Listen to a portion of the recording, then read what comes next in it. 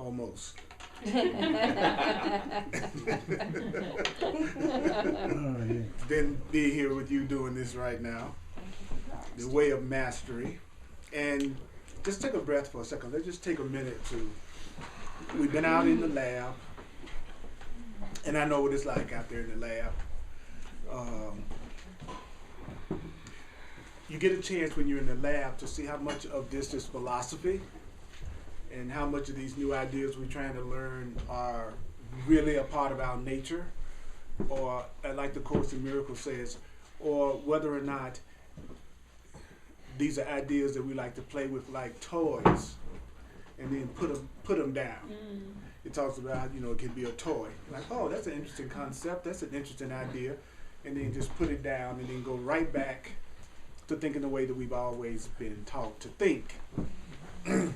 And because I was focusing in on the truth and studying so much, part of my own personal ego defense against the truth has been my throat is a little funny. So I'm shocked that would be the part of my body that I would choose to mess with, would be my throat. Amazing, isn't it? That would be the area. So I'm going to still let my body be used for the truth. That's the best way to get it to heal. And so what we want to do right now is just take a minute, take a breath. And what I'd like for you to do is to ask yourself, what is my purpose for being here? What am I here for? Why did I show up tonight? And then, in order to open our minds to hear these concepts from the way of mastery, I would invite you to continue to remember that you don't have to believe the ideas, and that you don't need to accept the ideas, and that you don't even have to welcome the ideas. Some of the ideas are going to be hard to believe, and some of the ideas might startle you. And we are being asked not to necessarily think that our job for being here is to analyze the ideas and judge the ideas. It's when you use the ideas, and then it says when you use the ideas will show you that they are true, which I think is an interesting way to put it. The idea will show me that the idea is true. And so what I'm going to start out with tonight, it's in the way of mastery. If you have the book, it's going to be on page 57, in the way of the heart.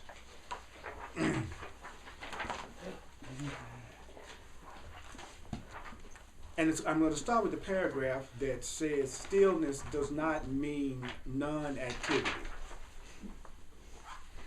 Because the next few paragraphs of this section is going to describe to us the way an enlightened being or an awakening being lives their everyday life. Okay? So sometimes we wonder, okay, now when I really change my mind and I really get to the point that I'm practicing the truth, say, Debbie, is my head okay? Yep. Okay. We're good. Okay. If I'm really practicing the truth, if I really got this down pat, what will be my attitude? What will be my personality? If I'm really coming from an awakened place, a loving place, a conscious place, what would be the way, what would be my behavior? How would I handle things? How would I look at things? And this is what this part of the way of mastery is about to cover, which is really interesting.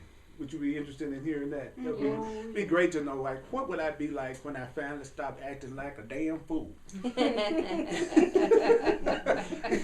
When I stopped acting like I've lost my friggin' mind, what would I be like? What kind of person would I be? If I would just be other than how I was just today, what would be that? What would that be like? Well, the first thing that it says, well, actually, if you become a conscious being and you did act a damn fool, you would forgive yourself for it. You'd be cool. You wouldn't be judging yourself. You just say, "But I want to do it another way the next time." So one of the ways, so being enlightened doesn't necessarily mean that you're gonna always be smiling every second. It just means the way you deal with whatever you are experiencing will be different. So stillness. So when we hear the term stillness, It says it doesn't mean non-activity. That it does mean non-attachment to activity.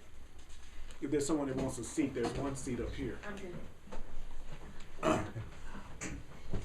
So it does mean non-attachment to activity, whether it be the arising and falling away of cancer in the body. So a conscious being would be non-attached to having cancer, non-attached to not having cancer. They would be non-attached to the falling away of a relationship. You would be non-attached to the rising and falling of the whole solar system. So as you become conscious, you will discover that there's going to be a place inside of you that can look upon all things with perfect acceptance and perfect love. Okay, look, I got a little while to go. I got a little while to go. Because I've been teaching myself that to be conscious means that everything's going to go the way I think it wants to go. I want it to go in the picture that I've made up, in the fantasies that I've made up for what my life should be like. So we are then told, for in the mastery of the way of the heart, you will discover that nothing is unacceptable to you. Now remember, we're talking about the end game. So if you listen to what I'm saying, and then you find that you don't have any of these qualities, and then you start to judge yourself for that, then you're missing the whole point of the class. It's important to remember that readiness is not mastery. Readiness is not mastery. Saying I'm ready just means there's some potential for change. That's all I'm ready means. I'm ready to learn how to ski. There's some potential that I might learn how to do that. But if I start to judge my friends as on the Diamond Mountain, then I'm going to be putting myself down. So whenever we hear things like that, there's a tendency when we come to spiritual classes or classes about personal growth to take the psychic sledgehammer out and then begin to beat ourselves up because we can't do the things that we're being told that we'll eventually be able to do when we've gone through the learning process that we're in the class to do. That's right. So I'm not expecting you to be unconditionally loving or to be unattached or any of those qualities right now. So are we on the same page? Yeah. Okay, good. All right. Only what is accepted can be transcended. So you can't go beyond your anger until you accept it. You can't go beyond your fear until you accept it. You can't go beyond your lack until you accept it. Until you go ahead and admit to yourself that this is what's going on within me, this is what's happening, then you can't transcend it. You can't go beyond it by trying to skip over it and pretend that you don't feel that way. So you will discover a way of being in which nothing any longer compels you. Not even the desire to know God compels you any longer. For the need of it has been completed. At the end game, you're not even compelled to try to be loving or to know God. It's like once you begin to understand that you are love and you're just removing the blocks to the awareness that you're love, then you don't worry about it so much because you know that that's going to happen. All right? Then, when you get to the point that you don't feel compelled all the time, you're not freaking out about things, and you're not attached to the outcome of everything, and you're okay if a relationship comes, and you're okay if the relationship goes. You don't put yourself down if you got a cold, and you don't put yourself down if you're feeling fine. In other words, you're not judging any of your physical conditions anymore. You're not compelled anymore. You're not attached. Then he says, then there arises a way of being in the world that is indeed not here. So there's a way of being in the world that's not in the world. And you won't feel restless. You won't feel any need to direct your own journey. Boy, I'm telling you, based on what a conscious being is like, as opposed to unconscious being, then I've been doing the opposite of everything that a conscious being does. I'm glad I don't need to put myself down about these. But the temptation would be really strong right now to do that. Because now I'm beginning to understand why I don't feel the level of fulfillment that the books are talking about. I'm not looking at it any way that a conscious being would yet. So I'm still not going to put myself down about that. As a matter of fact, I feel better when I hear that because that means that it is possible to get there. I just haven't been doing it the way you can get there. That's right. Mm-hmm. So that's really good news. See, I would feel worse if I thought I had been doing everything right and not getting the result. Yeah. That's more frightening to me. To think I've been doing it everything perfectly, but I'm not getting what I want. It'd be much better for someone to say, well, the reason why you haven't been getting your result is actually you haven't been looking at it the way that you should. That's better, okay. If I'm willing to admit that I'm wrong. The Course in Miracles says you should say, I hope that I'm wrong. I hope I'm wrong when I don't feel happy. I should be going, I hope I'm wrong, okay. So when you're conscious, no questions will arise. So there's a lot of conscious people in here because most of the time nobody ever asks any questions. So I've got the most enlightened class that teacher could want. You will be at peace, and in that peace, the breath of God or love will move through you, and you will become just like the wind. Wow. What does that mean? Yeah. I want y'all to be careful about that wind in here tonight. It's close quarters. Okay, now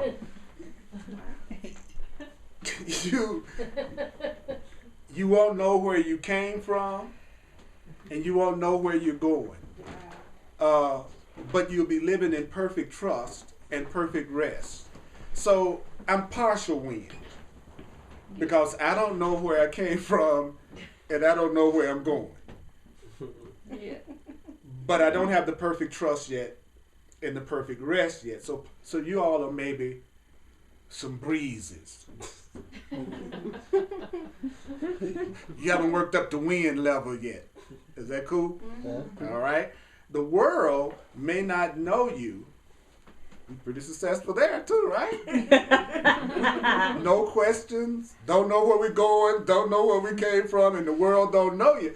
We sound like we might be some masters sitting up in here. We don't even know it yet. We're not even here. And then we're not even here. We're not here. That's obvious sometimes too. Actually, you're right. Yeah. Like you look at somebody and they go, or they kind of blank in space, like, okay, so far we're doing good. And it says, but your creator will know you and you will know your creator. So you may not know me, but my source knows me, and I know my source. And so in the way of the heart, the most primary and fundamental perception that seems to fuel ordinary human consciousness has finally been transcended. That means the perception of a separate maker and the perception of a separate doer has been dissolved.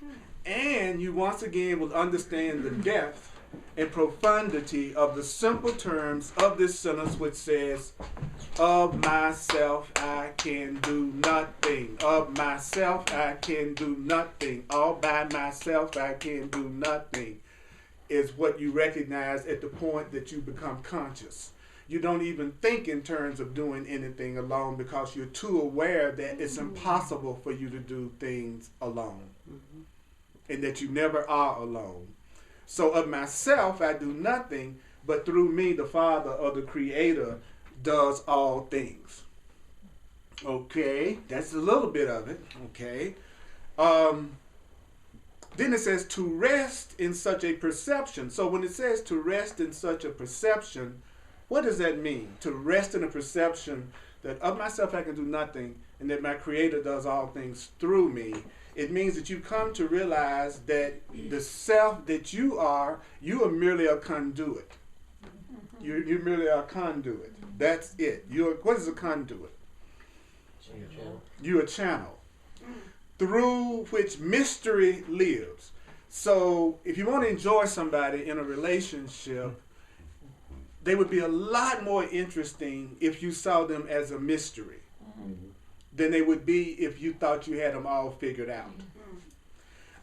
And you are a mystery. I don't know where you came from. I don't know where you're going.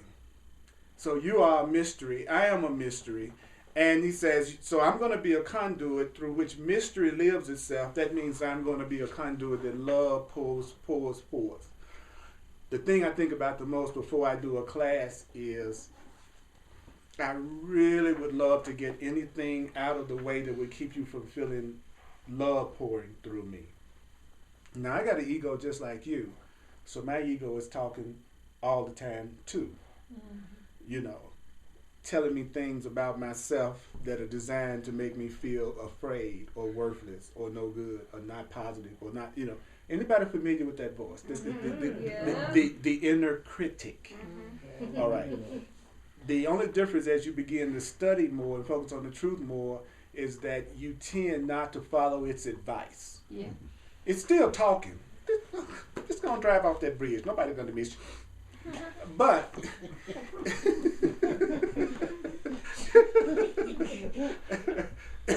it's amazing sometimes what I'll hear my voice say to me. You know, it's amazing. It's amazing.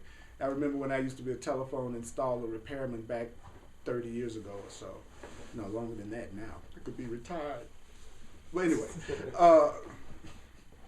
and I would be up on a pole, you know, and then the boys would say, "Yeah, would you just make a little wrong move, see what happens."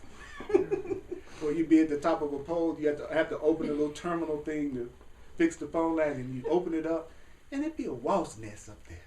And there you up on that pole with the two little hooks in the pole, and there's a bunch of wasps around it. Fortunately, I was beginning to work on metaphysics and new thought, and so for whatever reason, I didn't get stung. But it did motivate me to want to move in the direction of getting off the pole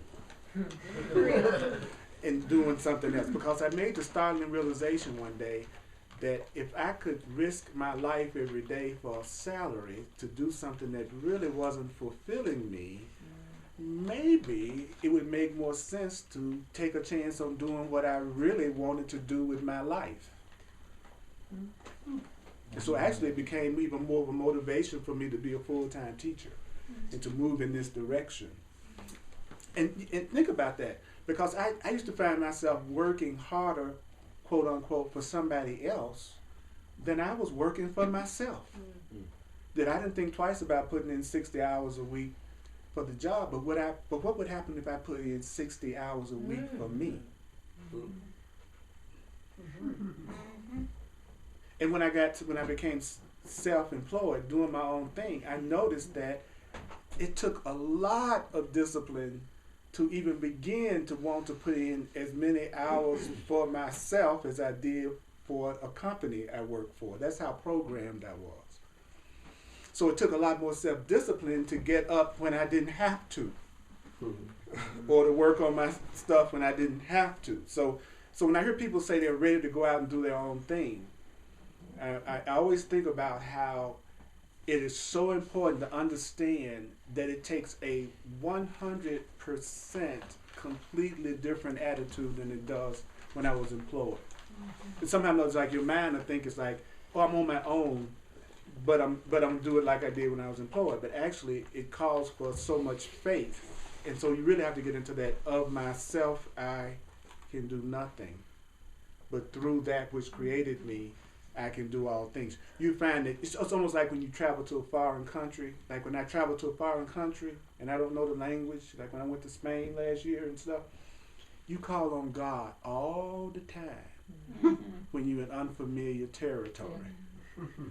And when you're around, when you don't know where you are, you be calling on the universe every freaking second. Universe, God, spirit. But when you think you know, have you noticed you don't ask anymore? Think about it. So sometimes the thing to do to increase your awareness of your relationship to your source is to be willing to give yourself context disarrangements, to put yourself in situations and circumstances like Utah, where you haven't been there in a while, and see what happens. You know what I'm saying? That's why sometimes in another relationship or anything new, you'll find that you're kind of focusing on your faith more, your creation to soul. So don't be afraid to shake things up every now and then in your life, especially if you don't feel motivated right now. You think you know. You think you know. That's why you're not motivated now. You got it all figured out. Your life is a total routine. Wow, that's deep, isn't it?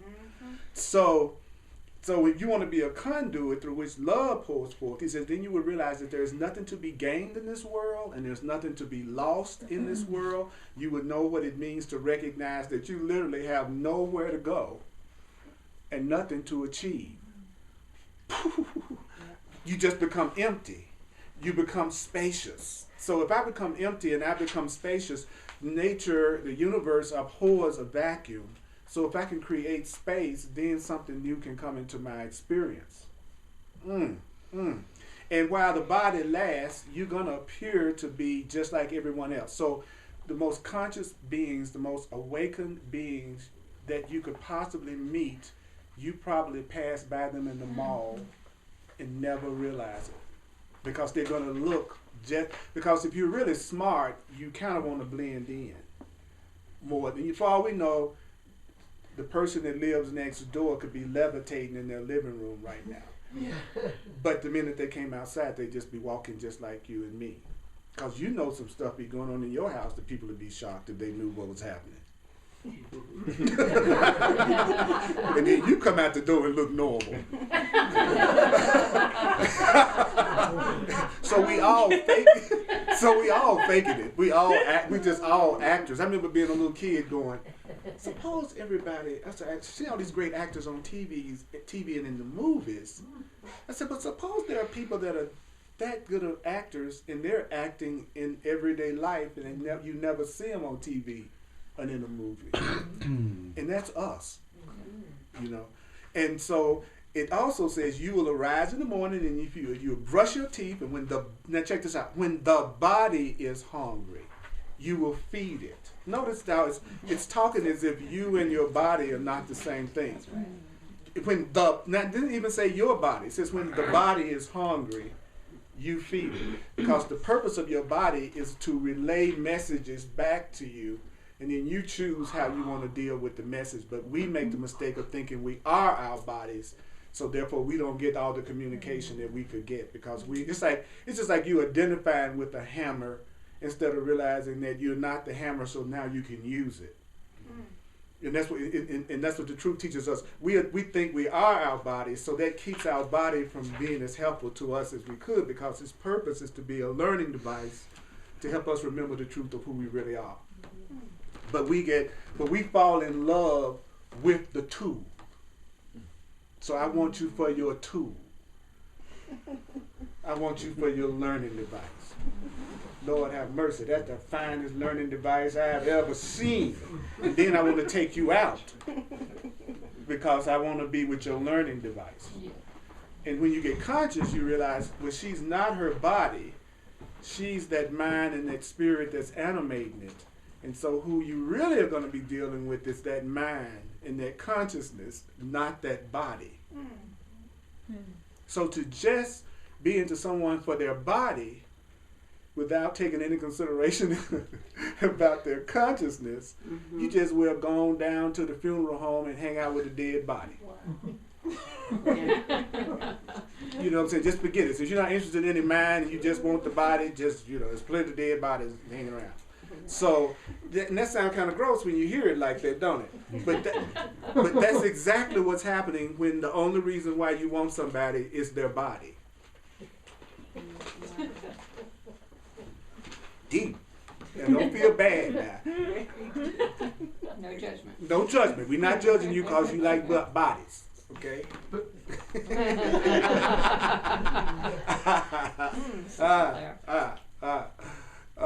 The Court says, I love how the Court says it's like an altar. It's no, what do you call it? He says it's bait you use to catch a better fish.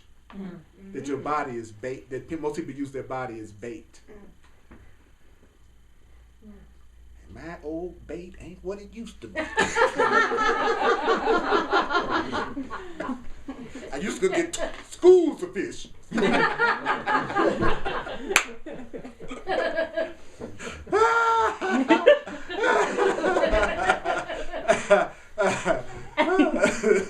If you don't laugh at this stuff, I'm telling you, you'll be stuck here in this realm forever. You better stop laughing at this stuff. I'm telling you. Thank you, Cheryl. That's why I carry you around. I record you and I carry you around. And so I can remember to use your laughter to free me. Thank you. So when the body is hungry, you'll feed it. You won't judge about how many pounds you're going to gain. You will laugh with your friends. You will yawn when the body is a bit tired. Yet through it all, no matter how you're expressing yourself, he says there will be a quality of awareness called the witness. The witness. You're going to start as you begin to wake up recognizing that there's a you experiencing everything, and then there's a you watching you. Some of you all might already be aware of that part of yourself. That, you know, and it's just watching you. And you can tell it's just watching you do crazy stuff sometimes. You know, and then sometimes you'll shift into your witness consciousness and you'll watch you doing it. So you get the perspective going, I can't believe I'm acting this crazy right now. I'm totally going off. I'm losing my friggin' mind. And then you'll be the one that's losing the mind. So there's a witness that's watching it all, doing what? Waiting to be moved by the wind of spirit. So there's a part of me watching that's waiting to be moved. He says, though others may not see it, virtually everything you utter will carry the sound of truth. Wow. You will not know how spirit is going to work through you, which is true. I don't know how spirit is going to use me. None of us do. But you won't care either. I don't know how God's going to use me. I don't even care. I don't know how love is going to use me. I don't even care. I don't know how the universe is going to use me. Guess what? I don't even care, because you see, when there is no maker, when there is no doer, when there is no director, it won't matter to you. That's what it means to live as the wind. For the wind does not concern itself with what? Where it's been or where it's going. Deep. So you realize that you're being moved. That you'll start doing only what you are moved to do, not the things you are moving yourself to do. I was moved to teach. I was moved to do this. I was moved. So how many things are you moving yourself, and how many things do you feel moved? Have you ever met someone or seen someone and you just felt moved to speak or moved to say something? So that means there's some mysterious force that's moving you that you can't even locate at all. But it blows and you get the effects of its experience. Do you see how different this is from the way that we go about doing things? So, and before I go a little bit further, any questions or comments about what's been said so far? I have a comment. Yes. It's good to be back in Denver. Yay me. Good to have you back, brother. I was reading in the Holy Spirit's Interpretation of New Testament NTI book, and it said about what you were just saying about moved. It said, watch in your mind that you're receiving temptation or prompt, because prompts are from the Holy Spirit. That's what you're moved to do, and temptation is from the evil. That's a good slip, but the ego. So it's what you would your self will, like you would think, I need to do this so I can get something. That's the temptation. But the prompt is something that you just, like you said, you don't know where it came from, how it got into your mind, or you feel like doing this, but you do it and you have no attachment to the outcome. So I wanted to share that. Thank you. Yes. So, okay, so I'm trying to get into a different business, right? So with all due respect to the spirit, who I'm trying to kind of ask questions, how, give it more control than I can take. So how can you, there is a necessity in this life. We need to live somewhere, we need to eat, we need all these necessities. Okay, And so we have to kind of make a plans for us to make it happen in a way when we have to. But how, I'm in like a, what do you call it? Dead end in a limbo in a second. Yeah. Do you have the Way of Mastery book? I don't. Okay, that's the problem. There's no way you can say you really want something and not use the means to achieve it. And that when I say way of mastery, what I mean is what personal growth material, what spiritual material, what consciousness raising material, what guidance are you studying, reading, and doing? And you're bringing up a very good point. To hear the truth is just the first step. And what happens many times is that people listen and listen, but without the actual attention and study and doing what that says, you don't get the result that you're looking for. Because once you really have achieved the level of consciousness that you have connected with your source, you truly are not worried about food, clothing, and shelter. That's how you can tell that you haven't consciously made that connection with God or source yet. Whenever I hear somebody say, I hear what you're saying, and this is very common, I hear what you're saying, but you know we got to take care of this, and you know we got to handle that. That's the equivalent with saying yes, but. And whenever somebody says yes, but, that discounts everything that was heard before that. So the truth is, working on removing any of the blocks that you have to knowing that you're connected to a source that takes care of all those things, especially if you're willing to be a conduit on earth for love to flow through, for truth to flow through, then that's how you allow yourself to be taken care of by the universe, like or spirit. To be consciously aware of you being taken care of, you have to be willing to be used for something greater than your own personal interest. If you're all about your own personal interest and your own personal happiness and your own personal fantasies, then if you have a consciousness that's just focused on you, then that separates you from everything. So therefore you end up appearing to have to do everything on your own.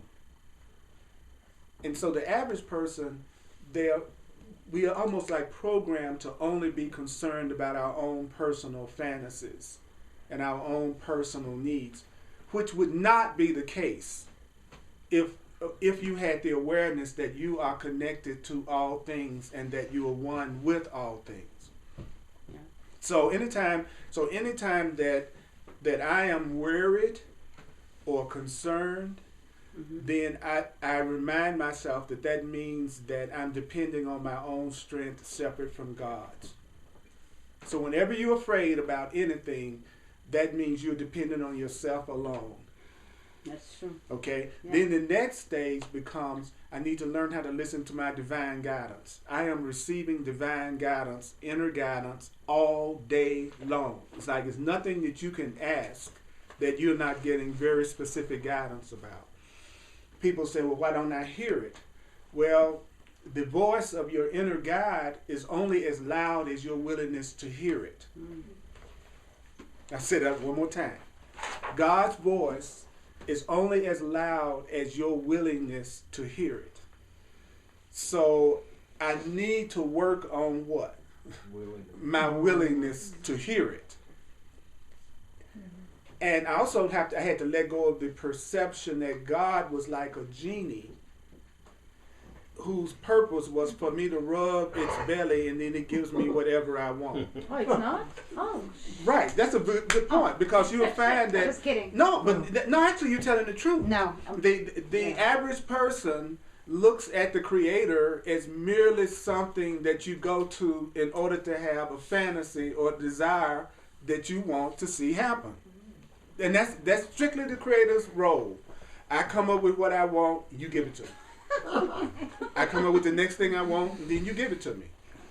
It never dawns on me to ask my higher power what is it that would be absolutely its will for me, because it's the part of me that truly loves me. Truly loves me. Yeah. Not sorta loves me, but truly loves me. So every time you catch yourself saying, yeah, but I got to take care of this and I got to take care of that, if you were to catch yourself and realize, I'm right back to thinking I'm separate from God again. I'm right back to thinking I'm on my own again. I'm not being conscious. I'm not being open. I'm not asking. So the Course says there are 4 things that you need to ask. Just 4 questions. What do you want me to do? Where do you want me to go? What do you want me to say? And who do you want me to say it to? That's what you say to the universe. That's what you say to the source. Instead of going through the day going, if this were different, I'd be happy. If this were different, I'd be happy. If this were different, I'd be happy. It says stop and then go, what do you want me to do? Where do you want me to go? What do you want me to say? Who do you want me to say it to? And even if you think you didn't get an answer, don't worry about that. Because the real issue is, will I get in the habit of asking my source for guidance? That's the number one thing.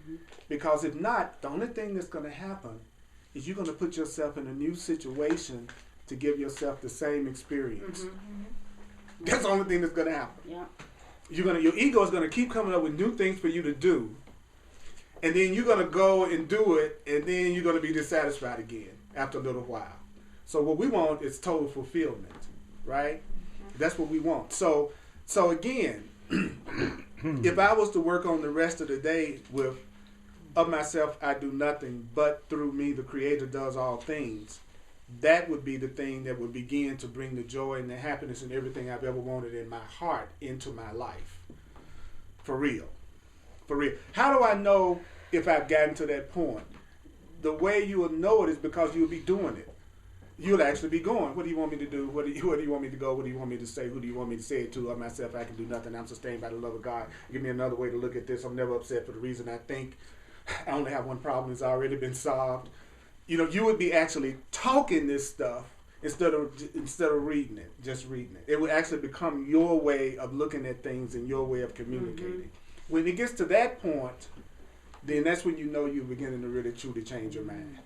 But as long as it's something that I'm listening to and just kind of objectively listening to it, but it's not my viewpoint, then I'm going to continue to experience what I've experienced in the past. And the part of me that wants me to keep on going through the stuff I've been going through in the past, it's going to try to keep me from hearing the new way. Yeah.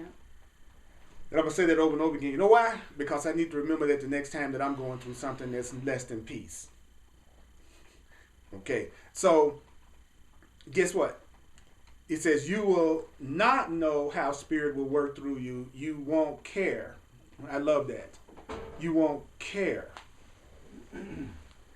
He says, because you see when there's no maker and or doer or director, it will not matter to you. That is what it means to live as the what? Wind. Right? So he says, imagine a life then in which all that you do is not for yourself.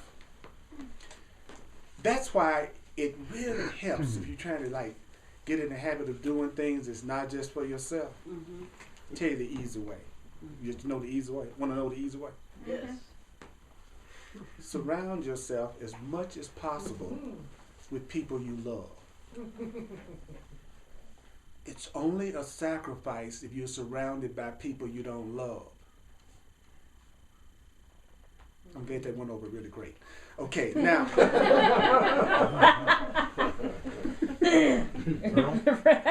Love. That you feel love for, appreciation for. Did you feel joy when you're in their presence? You care about them. You really do. Because then it's not a struggle for you to share with them, to give to them, to be tolerant with them, to be patient with them, to be... But see, most people don't do that. They don't surround themselves with people they love. They tend to try to surround themselves with people they think they need. Can you repeat that, please? Most people don't act out of love. They act out of their security center. So they're in relationships that they feel somehow is going to give them more security. Not necessarily someone they just friggin' love, appreciate, care about, feel joy with. You all have friends and relatives that you know are in relationships with people they're not in love with, but they stay there for the security. because that's where they always been. That's where it is. So when I said so love needs to be where we're coming from. But the reason why people don't get excited when you say that, you notice no one did. No one that I saw got excited. It was dead silence. You could have heard crickets in this February. That's because the truth teaches that we don't see love as strong. We see it as something that's weak. And that most pain that people have gone through has been through people that they thought or heard or told them that they loved them. So we don't realize we're not rebelling against love. We are rebelling against our experience of the love we've made up and experienced. Yeah. So we're just seeing our past experiences of toying with the idea of love. But when you feel love, the Court says, when you feel love, you move toward what you love and away from what you fear. So who do you want to unite with? Who do you feel joined with? Who do you feel connected to? So I'm willing to admit that I don't have to feel bad about my ability or inability to love. I just need to admit to myself I don't have the slightest idea of what love really is. That's it. That's it. Mm-hmm. And if I would just admit that to myself, then Spirit could start teaching me how to recognize it and then remove the blocks to it. And it teaches that the way you recognize what love is, since it can't really truly be described, he says, is that you recognize what love isn't. So the way you find out what love is it's easier to recognize what love isn't. And then, okay, so what it isn't attack, it isn't possession, it isn't jealousy, it isn't limiting, it isn't lacking.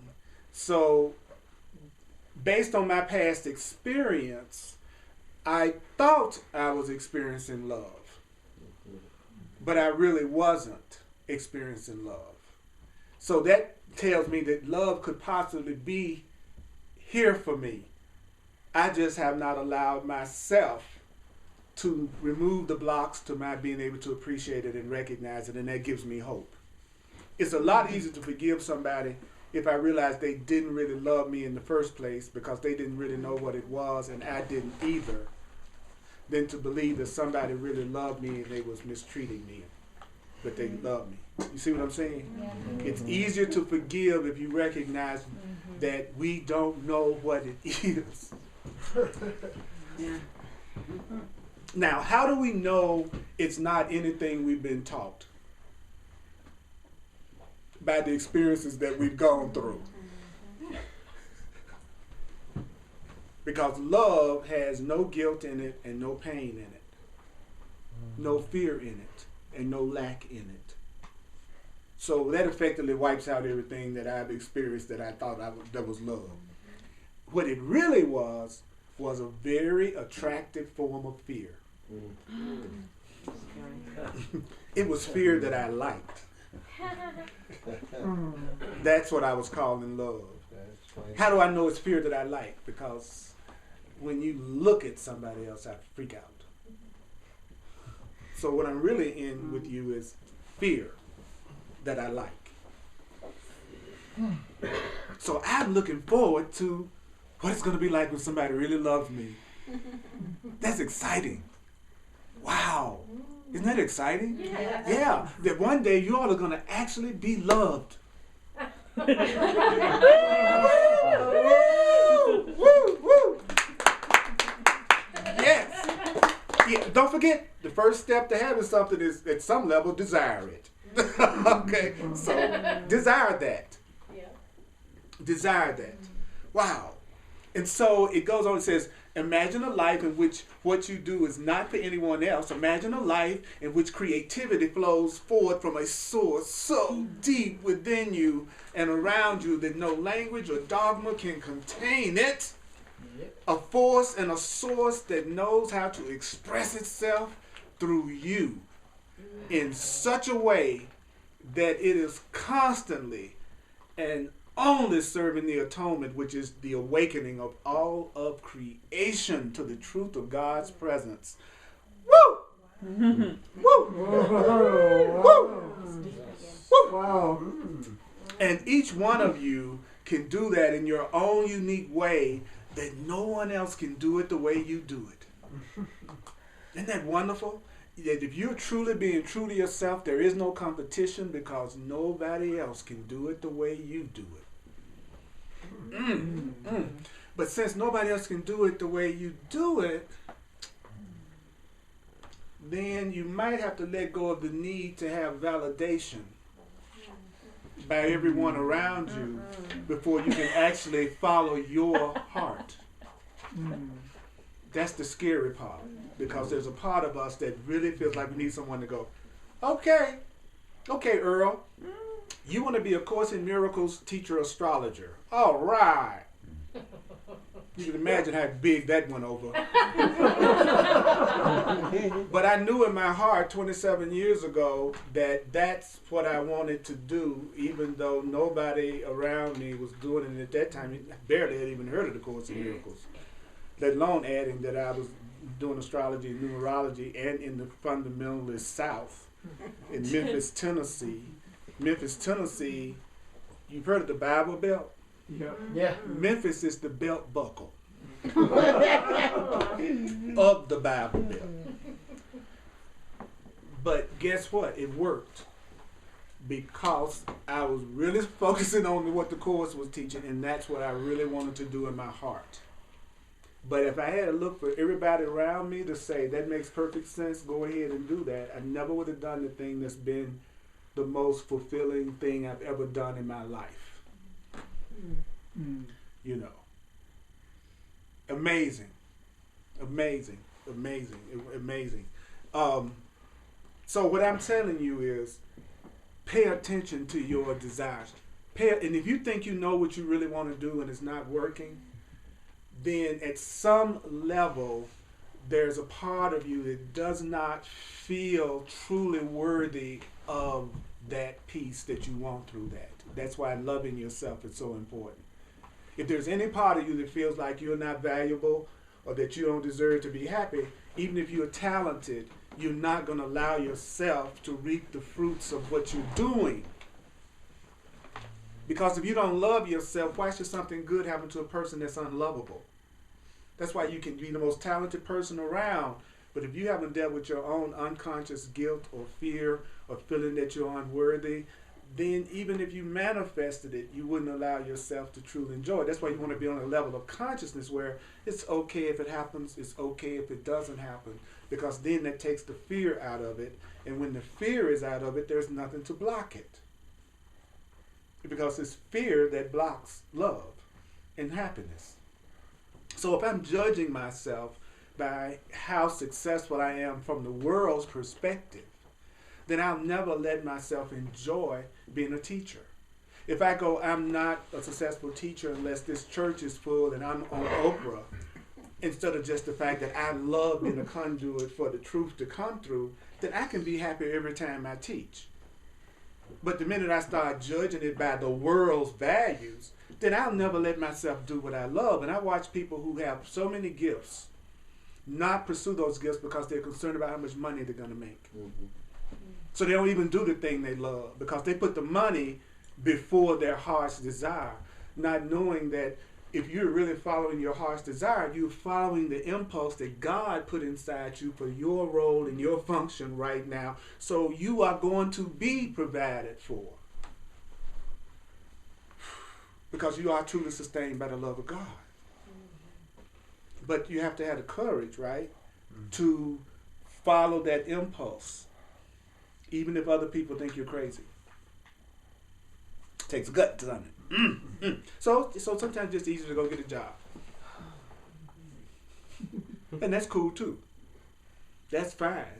Because if you really start to wake up to who you really are, Spirit's going to use you wherever you are to bring you joy. So it'll be okay if you're on the job and okay if you're not. That's deep. That's really deep. Yes. So is it okay to follow like an impulse in your heart, even if like according to the world standards it seems immoral? It depends on what you're talking about. That's kind of like a loaded question there. First of all, you've got to, it's not so much about does the world see it as immoral. The real question is, do you see it as immoral? Because you are going to punish yourself about anything that you do that you feel guilty or afraid about. That's why I tell people, it may not, what you're thinking about doing may not be really wrong at all, but if you think it is, then you're going to punish yourself for it. So even in asking that question, it would be actually, does the world feel like it's immoral? Does Chris feel like it's immoral? Because if he didn't, then he would have known the answer to that question. You know what I'm saying? So whatever I'm expecting from the world, or however I'm seeing the world, is always a reflection of what I unconsciously believe. The world is nothing but a reflection of your unconscious beliefs. Isn't that deep? Yeah. Yeah. That's what most people think they're separate from the world. They think there's me and there's the world. The truth teaches it's all you. And whatever you don't want to own that's in your own mind, you project. And then you say it's in the world. So everything that's a part of you that you're pretending is not is what you're seeing in everybody else around you. Tell me what you think of everybody around you, and you're telling me what you think about yourself and them and God. So that's why there's no private thoughts. Listen to how anybody around you is talking about anybody else, and now you know their mind. They just revealed to you everything you need to know about them. Thank you. Yeah. So if you just listen, you'd know where everybody around you is coming from. You're so selfish, you're so greedy, you're so bad, you're unfaithful, you're jealous, you're tight. That's what all you are. Thank you. So I'm listening to that, right? I'm listening to a person say that. It's like, oh, they're jealous, they're tight, they get upset, they don't take responsibility. Wow. So do I want to get into an intimate relationship with that person? And people that say, boy, you got a whole lot of self-control. No, I just know when I'm getting ready to deal with a psycho. And I don't care how good you look. Once I'm clear about how your mind operates, I lose my physical attraction. So a lot of times if I feel physically attracted to somebody, the first thing I want to do is listen to him talk so I can lose him. I'm telling you, that makes sound, it's the truth. It's because what I was doing when I was physically turned on was dealing with my own fantasies. And I wasn't really focused on the person at all. There was just a fantasy I wanted. And so I needed them to talk to dispel my fantasy. That's why when you get in a special relationship sometimes, you know, you don't really want the person to talk too much. Because it dispels your fantasy. Right. So if somebody say, I had an ex-wife, oh, she's completely crazy and nuts, and she didn't know what she's doing. Then there's a part of their mind that's completely nuts. And because a conscious being would never talk that way. See, a conscious being would never describe their ex-wife that way. That's what I mean when I say the person is revealing themselves. Because the mere fact that they use that kind of language and they phrase it that way, that's all I need to know that person isn't conscious. Whether it's true about their wife or not, if I talk about you that way, then I'm unconscious, because a conscious being would never talk that way. They would not be disparaging the other person. That's what makes them conscious. They would be saying something like, there were some lessons that I really learned in that relationship. We both were doing the best we could. We learned all we could from each other at the time. We both didn't know what love was, and we was doing the best we could. I really want her to be really happy. I hope she finds someone in her life that really gives her peace. But they're saying that bitch. then that's not, there's a possibility they're not enlightened. No. It's just, I'm stretching, No. but it's a possibility. No. So if you go out with somebody and all they're doing is talking about their ex and they're disparaging their ex, then you know they still have not healed from that Yeah. relationship, and so you're going to be the one that's going to have to deal with that. Because they still haven't forgiven them. So they're going to do what? They're going to, at some point, be talking about you the same way as soon as you don't do what they want you to. Right. Okay, so let's go a little bit further on this. This is deep. Thank you. You know, even though it looked like you kind of went off a little bit, but I feel like it was helpful, don't you? Yes. Okay, because I'm sure you're just like me. Some parts of my life look like a movie I've gone through to 200 times. And I just don't want to repeat it anymore. I've reached my limit. I want something truly Oh, yeah. different. Yeah. Something that's truly real. Oh, yeah. And I want it so much that I'm willing to assume responsibility for my experience. That's how desperate I am. Yes. I'm so desperate for happiness, I'll stop blaming you. That's just how intense it is. Because I know as long as I blame you, I'm not ready for my happiness yet. Yeah. That's how I know I'm not ready. Yeah. If the person who won't admit that they're the one that's making the pattern is the person that's still going to keep it. The person is willing to admit they're making the pattern, that's the person that's ready to let go of it. It's just that simple.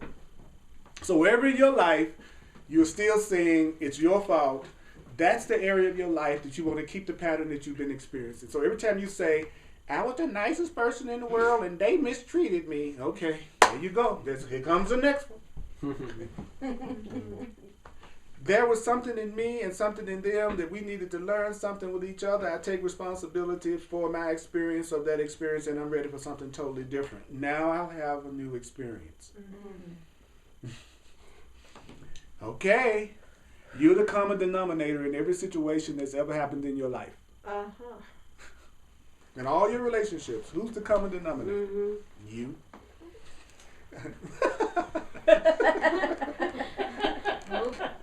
She licked her tongue out at me.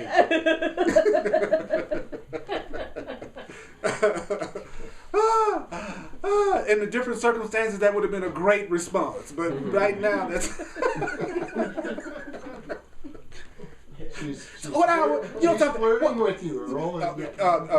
me and David go back 900 lifetimes. I'm telling you, it's a trip. I'm gonna tell you something. Every time I'm in this class and I find myself being tempted to do anything other than be myself, I always try to catch myself, because I know down to the marrow of my bones that your success in life and your happiness in life will never ever come from being anything other than authentic, even if it seems like you're being a way that other people could judge. Yeah.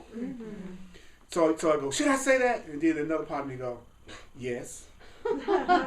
Why? Because that's the way you feel in the moment, and that's authentically what you want to say, and you know you're totally innocent. And if you ever want to meet people around you who accept you as you really are and love you the way you really are, then you have to be willing to be who you are, regardless of the feedback that you get from anybody around you about that. And so I have to always remember that, because your gifts won't come out until you are no longer concerned about how anyone's going to look at how you are expressing yourself. It takes guts. Oh, it takes a lot of guts, because it's frightening to people to see an authentic person. Yeah, it is. It really Because is. if you're afraid to be your authentic self, your first instinct is going to be to judge somebody that's being authentic, because that will then justify you staying the way you are. So if you're afraid to be yourself, you almost have to judge other people who aren't, because you got to justify staying the way you are, right? So every time I get ready to, like Spirit's been giving me a ton of ideas about things to do to take my teaching ministry to another level, and some of it is frightening to me, because it's very different from what my ego thinks that I should be doing. But I realize that every time that any true breakthrough has happened in my life since I've been on this path is when I did the thing that my ego was afraid to do, but was really my authentic self. You heard that saying, be yourself, everybody else is already taken. Yeah, exactly. Yeah. Be yourself, everybody else is already, and be yourself, and there's no competition, Mm-hmm. right? There's no competition if I'm willing to be myself. So I'm on the precipice. I've grown as much as I can grow without allowing myself to change and leap into a void and to be willing to do things in a totally different way. That's where I'm at right now in my life. It's time now for a change. If I'm going to stay vibrant in what I do and how I do it. And so therefore you have to be willing to leap into the void again. Mm-hmm. So that, and so I believe that's true of the people that come to this class right now. I think that's what we all have in common, is whether you realize it or not, you've reached your limit in some area of your life, and it's time for you to risk some things and try some different things and get outside of your box. Mm-hmm. And that's why you're showing up. All of us are getting ready to do the bungee jump of life at another level again. And that's when we get this instruction. Well, you're supposed to be like the wind, and you don't have to know what's going to happen. So that's a message. It's like, okay, y'all getting ready to do it. Let me give you the message. How you going? So first you got to say of myself, I can't do this by myself. You got to learn how to not be so attached. It's like we're getting the rules to be able to make the leap without freaking out. He says, the way of the heart does indeed unfold along a certain pathway. And in this lesson, we will address the stages of that pathway in a general sense. Then we will speak of the most important characteristic to be cultivated by that pathway. Okay, so I'm going to go out on a limb and say, you all are getting ready to have a radical change in your lives. Yes. Spirit is trying to prepare you for that change through what we've all been. I know I am. I know I've reached my limit in some areas of my life right now. And so I'm being told what I need to do in order to do that. And since you are here, and nothing is ever just for me, God did not make a voice just for me alone, then that means that all of us, whether we realize it or not, are at the same place. And so you're going to be given a chance to have everything you've always wanted. Yay! That went over just like love did, didn't it? That's all right. I know it's kind of stunning. Like what we're hearing is sobering. It's not like you don't want to hear that. I understand that. But it's like there's a part of us that's like, what? Why? Because I still think I'm the one that's supposed to make up the plan. And I don't have one. So when you tell me that, I draw a blank. See what I mean? Because we keep forgetting it says it's going to move you. And so I'm going, I don't have a plan, so I can't get excited about it. And suppose my happiness comes in a way that I didn't think of. You better pray it does. Because you know the result of the happiness the way you thought of. You know that. All of us do. That's what's so funny. Is all of us have tried our plans. And we still go, my plan, my plan, my plan. And Spirit is saying, how about carrying out a plan? How about if I gave you a plan for you to carry out rather than you making up a plan? And so this is it. And then it says, well, what's the first part of the plan? Well, it says the first key is desire. Desire is everything. Without desire, nothing's going to happen. So how can you make that practical? Stop asking for things that you don't really desire. Therefore, what you desire, that's of the utmost importance. Desire then, okay, now this is deep. He says the most important thing is desire. Then it takes you to the next step and says, and let me tell you what to desire. Direct union with God. Perfect union with your source. If the word God bugs you, then say whatever word you need to say. So what should I desire? A direct union with my source. He says, desire then to be Christ incarnate. What does that mean? Desire to be love incarnate. That's all that means. Desire then to be all that your Creator has created you to be, even though you don't have any idea what that is. Did you hear that? So when I heard desire, the first thing that came to my regular mind was, do I want a house? Do I want a car? Do I want to move? What kind of clothes do I want? Where do I want to be? What do I want to, you know what I'm saying? Like all my desires were really around desires I've already had. Mm-hmm. But it didn't hit, but then the Spirit said, no. What I want you to do is desire to be the thing that you were created to be, even though you don't know what that is. That's number one. Then he says, for when you hold desire within your beingness, and when you master the energy of desire, again, mastery doesn't mean control. Mastery doesn't mean, it's like not like the 50 Shades of God. Okay, so it's not, it's like,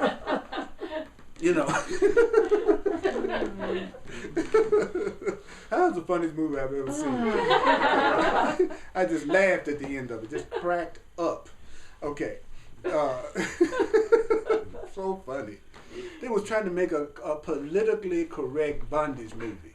That was funny. It's like, how can you pull that off? You could tell. It's like, it's either really do it or don't do it. But you could tell that they were kind of trying to do it without really blowing people's mind. And that was a good lesson to me in that. It's like the people who are gonna like you, they're gonna like you, and the people who are not gonna like you, they're not gonna like you, no matter what you do. That's right. That's what I'm telling you. Yeah. So while you spending any time trying to get anybody that don't like you to like you, you can forget that. The decision's already been made. Right. Okay. Now, if they are gonna like you, it usually happens on the other side of you not caring. That's what's so funny about it.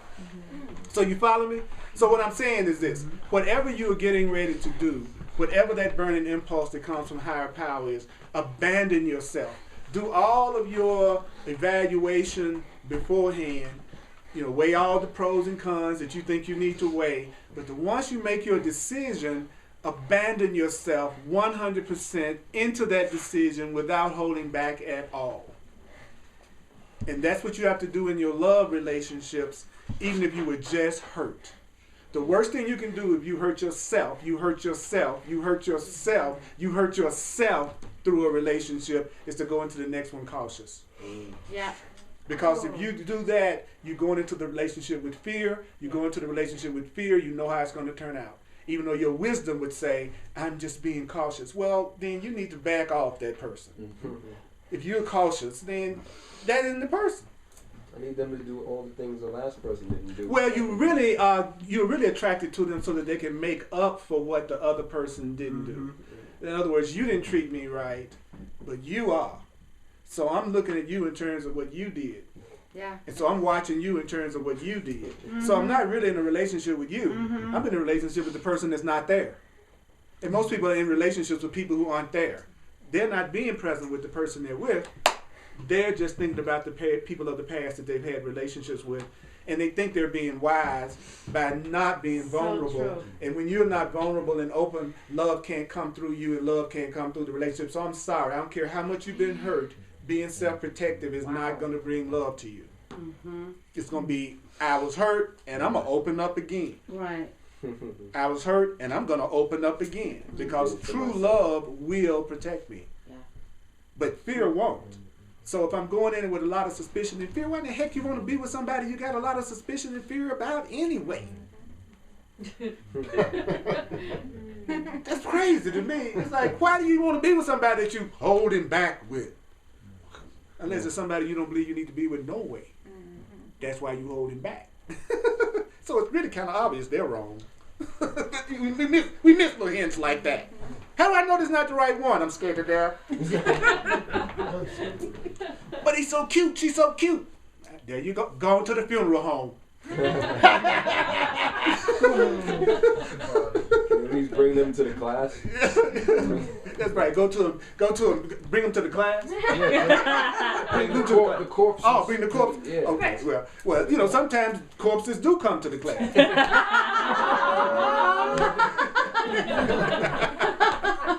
I've had some dead classes.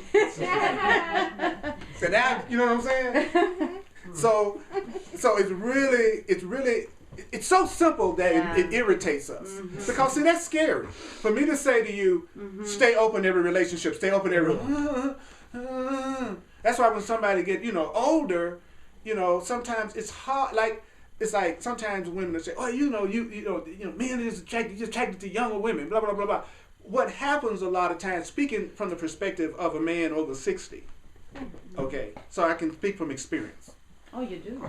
What you usually meet a lot of times with people your age, females your age, is they've been through so much stuff through so many men that you got to go through like 10 feet of armor to get to them. And they got going, why? Why, why you not attracted? I don't want to work that hard. I don't want to go through all the stuff that you've ever gone through with every man that's made you shut down. Right. I'm going to where it's open. I don't care how old it is, as long as it's not illegal. Because I want to experience love, peace, joy, openness, trust. So it has nothing to do with the person's age for me. It has to do with how open or closed you are.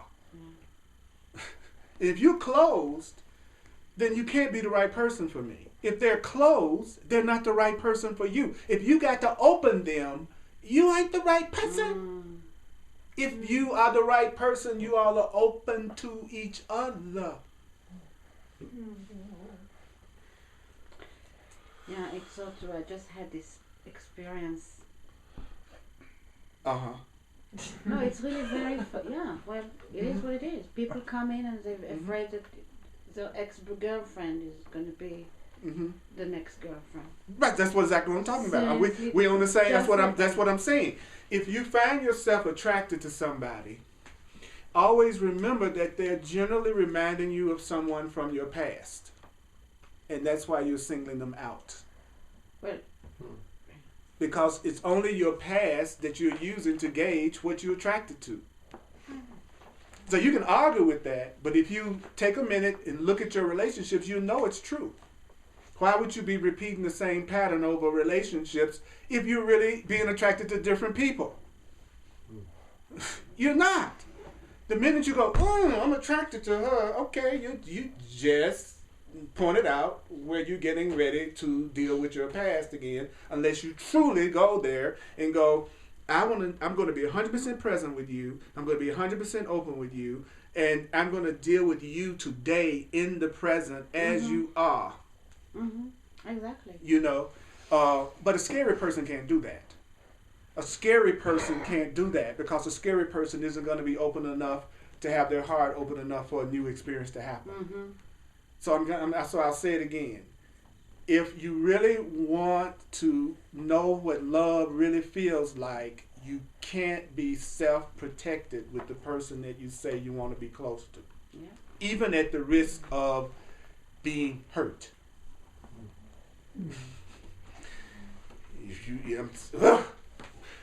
But if you love yourself, right? If you've really been working on loving yourself and removing the blocks to love, then the love that you are would not be magnetizing someone that you all would want to hurt each other.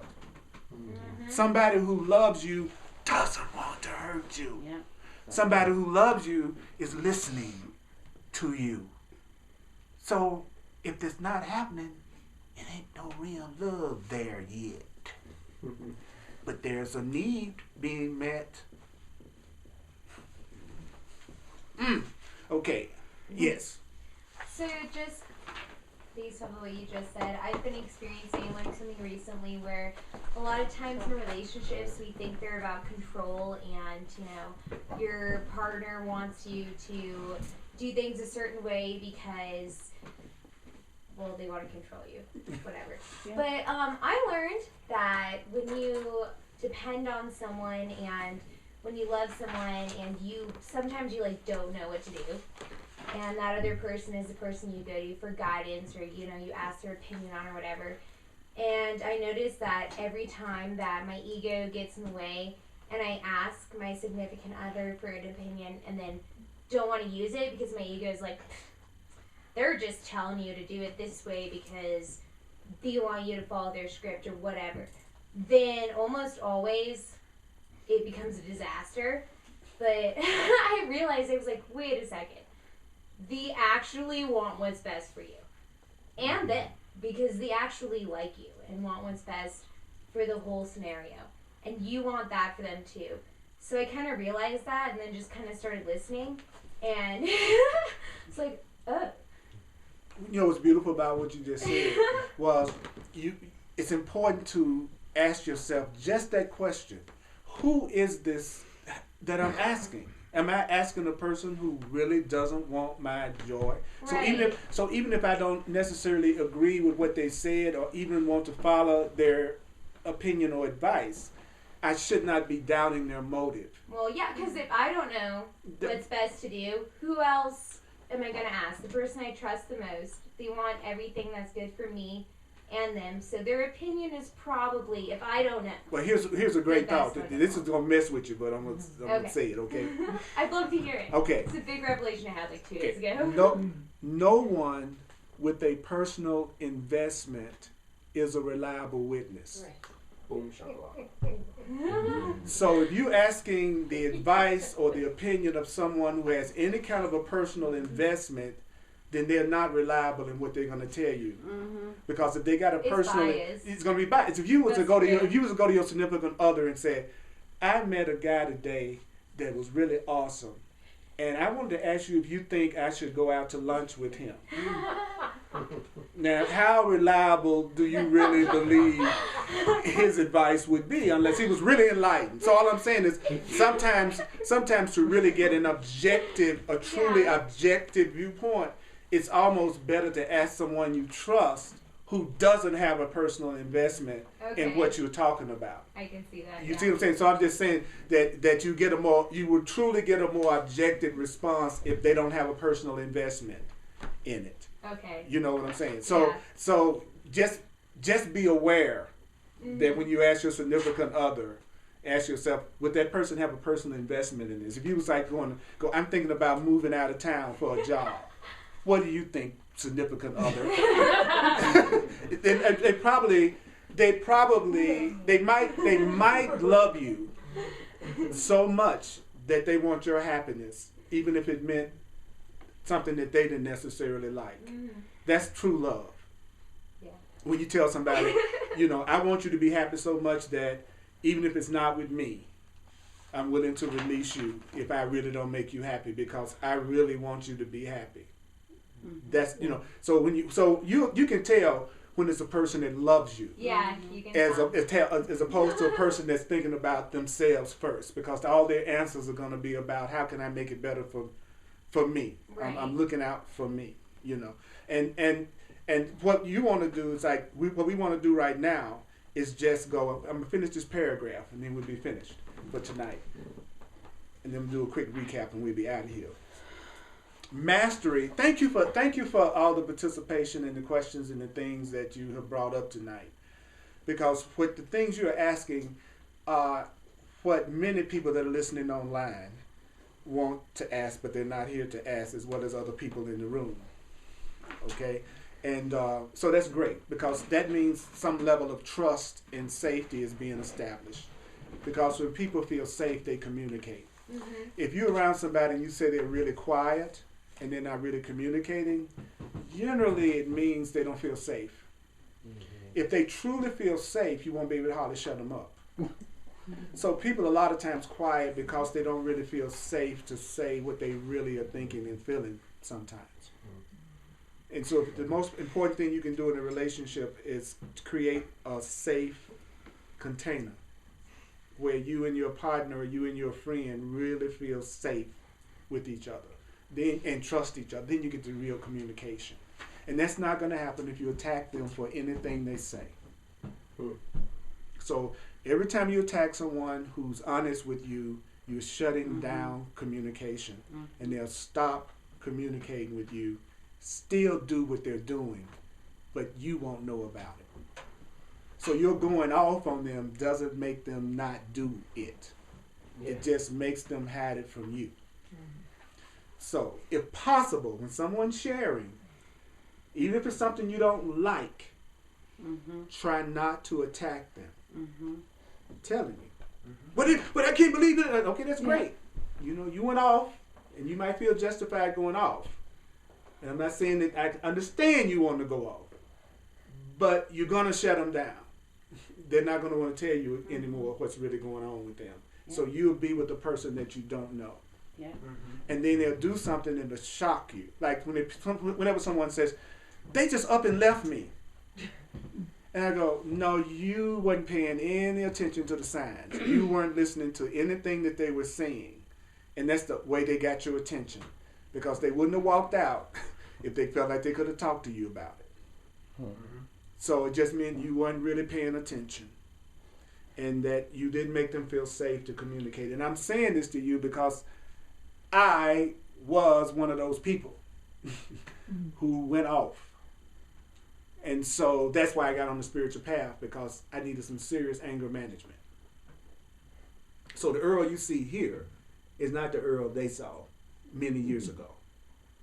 Okay? And so I got a chance to compare what my relationships were like when I was practicing what the world taught and how my relationships have been since I've been practicing with the Course in Miracles and what the Way of Man. And there is absolutely no comparison in the difference of those relationships and the love that's in those relationships. But I couldn't get to that point until I admitted to my inner cycle. Which is very, very small. The world is very like, most of the world don't get any idea what's going on about relationships. Yes, and so that's why and we're it's getting your options very smaller because really, seriously, I mean. Well, actually, your options are actually going to increase, because as you really become more loving and sane, then you will draw more people to you who are loving and sane. The options seem small when you're telling yourself you're loving and sane, but you really aren't. So in other words, the person is saying, I'm really, really conscious and I'm really, really loving and I'm really, really aware, but there's nobody around me. You might want to pay attention to that. Because the minute you become it, you can't help but draw other people to you that are the same way, because it's a law of the universe that it's impossible that we be alone in anything. It's impossible. So the minute that you become it, you will be surrounded by other people who are into it until you begin to make your next transition. And then when you start to make your next transition, you always go through a period that it looks like you are somewhat alone, because you're moving from one stage to the next stage. But once you actually get to that next stage, you're going to be surrounded by people who are in that stage. So it's that in-between state that can make you feel like you're alone. Because because in the in-between state, you're actually leaving one set of ways of being behind, and you're beginning to express a new way of being, and you will have that little in-between spot. Sort of like if you're a trapeze artist, then you have that split second where you're not holding on to anything until you grab the trapeze, the next one is swinging towards you. So what's frightening is that in-between trapeze place. And some of you might be there right now. So you might be telling yourself, I feel very, very alone. But you know your goal has been to grow and change, which means it doesn't mean you're alone. It just means you're letting go of one way of being, but you haven't completely embraced the new one. And that's what it's saying here. Mastery doesn't mean control. By grounding it always in the desire to be as you are created to be, he says, then indeed all of your life and all of the subsequent or subsidiary desires will come to serve that grand desire. So once you say, I am here to be exactly as I was created to be, then every desire you have of all types will serve your true authentic self in joy, no matter what it is, which is awesome, which is what you desire and deserve. That's what I want for you. That's what I want for me. So let's acknowledge us for hearing this much tonight. Yes. Whoa, we can do better than that for us. That's what I'm talking about. We awesome. So we'll do a quick little wrap up. And let's do the financial expression of appreciation. Thank you for sharing with me. I love you so much and appreciate you so much. Sunday, the Course of Miracles. Remember, you all, call my phone, my phone number is on my website. On days that the weather is horrible, I will have a message on my answering machine at least 2 hours before the class, if not before that. So that's all you got to do is call, and you know whether or not the class is going to be held. Yeah. 1 second. Also, Those online as well as those in the class. If you want to have a one-on-one session called a clarity session where we take all of this and apply it to whatever it is you're going through right now, go to my website. It explains it, and we can do a one-on-one session. If you're online, we can do it on Skype or over the phone. But don't continue to suffer needlessly by not investing in yourself enough to get another way of looking at things that could release blocks and patterns that you've been dealing with forever. It really can be helpful to join on the truth. And I promise, I'll bring perspectives to you that your ego would have tried to keep you from seeing. You know, so a true desire that you know is a true desire will not be a desire that creates guilt. It will make you feel free. It will make you feel inspired, which is awesome. All right. And there's going to be a craft fair here on Saturday. Yeah. 10 to 4. 10 to 4. That's going to have some incredible stuff that they're going to be selling and sharing. All right, let's take a couple of minutes, Holy. And also, you can go to my website to sign up for the contact list where I'll send you links to watch these videos again when I put them online. Those watching, go to my website, sign my contact list, and you'll get links to these videos sent directly to you as soon as I post them.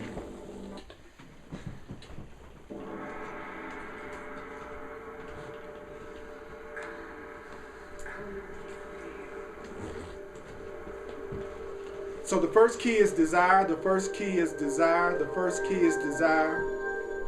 Without desire, not a thing can happen. Without desire, not a thing can happen. So what you desire is of the utmost importance. What you desire is of the utmost importance. You are innocent. You are loved.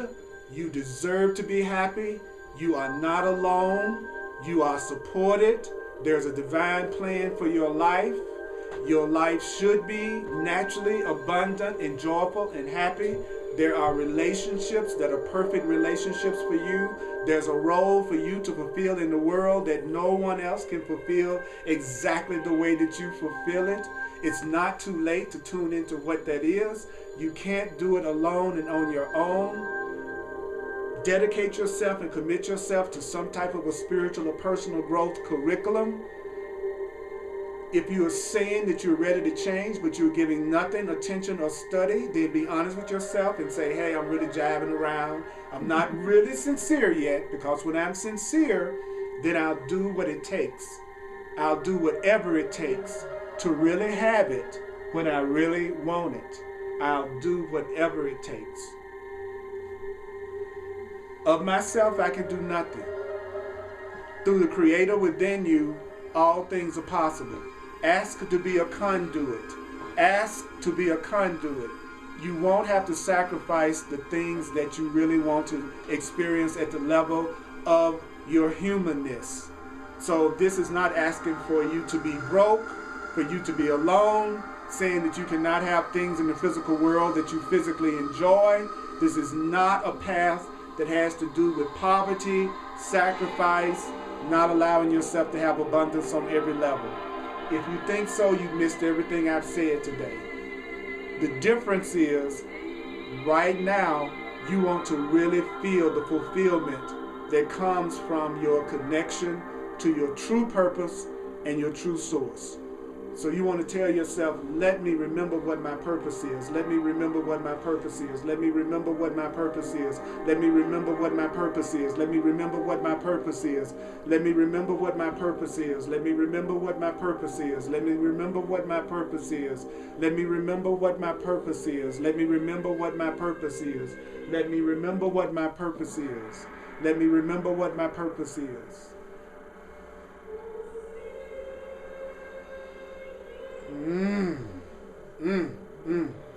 So we're going to do a very powerful ending. What we want to do together, and I'll do it first, is we want to make this sound.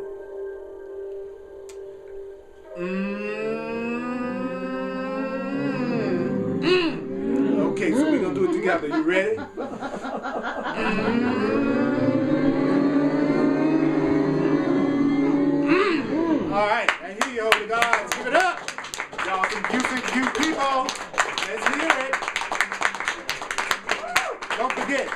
the world won't be any more enthusiastic about you than you are.